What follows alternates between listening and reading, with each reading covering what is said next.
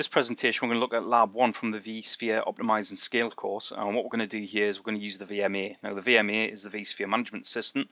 What it allows me to do is it gives me command line access to my Esxi host, either through the virtual center server or direct access to the host itself. So all we'll do here is we'll just launch up PuTTY. Next thing we'll do here is we'll just log in as VI admin, which is the default admin account. We'll stick in our password.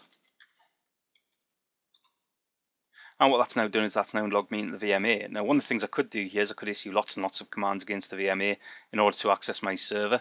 So the syntax would be -- server, the name of the server, -- username, the username to authenticate the server, and then -- password to put the password in. Now I don't really want to do that every time that I access any commands or put any commands into the VMA. So one of the things we can do is we can set up VI fastpath.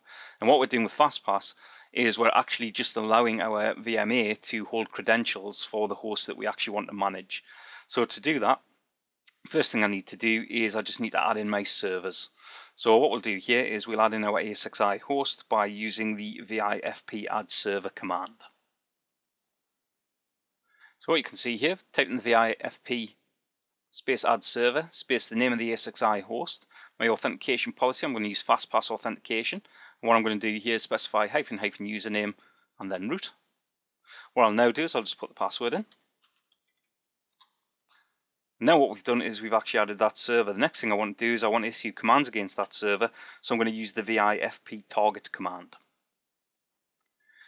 So type in the command VIFP target space -s and then the name of the server, and we'll hit the return key. And what we should get is we should get a prompt back now saying that any commands we issue are being issued against this server here. So what we'll now do is we'll just get a list of the network cards. So one of the commands we've got here is we've got ESXCLI, and we'll have a look at the network. And what we'll do here is we'll have a look at the list of network cards that I have associated with this Esxi host. So by hitting return, what it'll do is it'll give me a list of all the network cards. So you can see all my network cards are up. We can see the drivers that are in place. You can see PCI device numbers. We've got MAC addresses, MTUs, and so on. Next thing we'll do here is we'll just use some other ESXCLI commands to actually retrieve information about our Esxi host. So this command's fairly self-explanatory. What we're going to do here is we're just going to get a list of the hardware CPUs. So we'll hit return at this point here.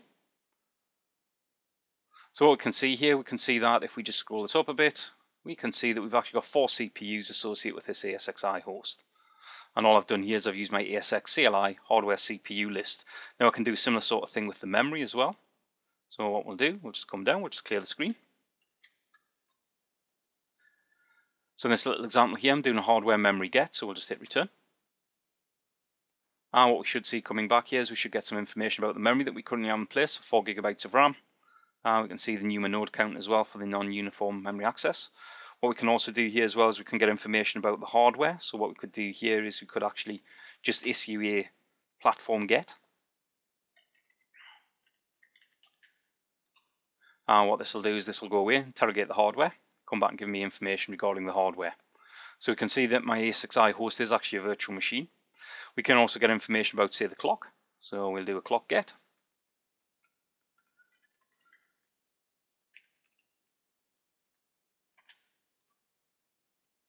And what this will do is this will just come back and give me information as well. So we can see that currently it's the 20th of the 6th, 2012. We can see the time, 10:27. So it's a little bit out. It's actually 11:27, but I'm sitting here in the UK. So also as well, I can get information about the name of the host. So what we could do here is we could just do a,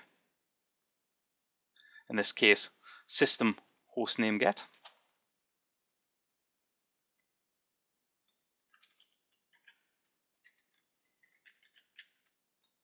And that'll give me information about the host name.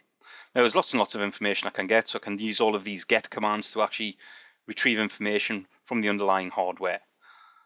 Other things we can do here as well is we can actually configure our Esxi host. So the command we can use to do that is VICFG. Now one of the things we could do here is we could get information about network cards, we could get information about virtual switches, storage. What we'll do here is a very simple demo, and we'll just use VICFG just to configure our NTP settings. So what I'm going to do here is I'm just going to use VICFG. And what we'll do here is we'll do a -NTP, and we'll do a -- list. And what this will do is this will give us information about the network time provider. So we can see the IP address. So what we can also do from here as well is we can start and stop services. So what we'll do is at this point we'll just stop the service against the NTP host. So we've stopped that. We can delete settings as well by using the vicfg command. So I'll do a delete, and what we'll do here is we'll just delete the IP address associated with the NTP server. So that's deleted that information. What we can also do as well is we can also use this command to actually add the NTP server. And as we can see, we've added in the server here, and the next thing we'll do here, just to ensure that everything remains up and running, is we'll just restart the service. Now that we restart the service, we'll just get a quick list again, just to ensure that it has actually taken all of that information in and taken it on board, which it has. So that's a very brief demo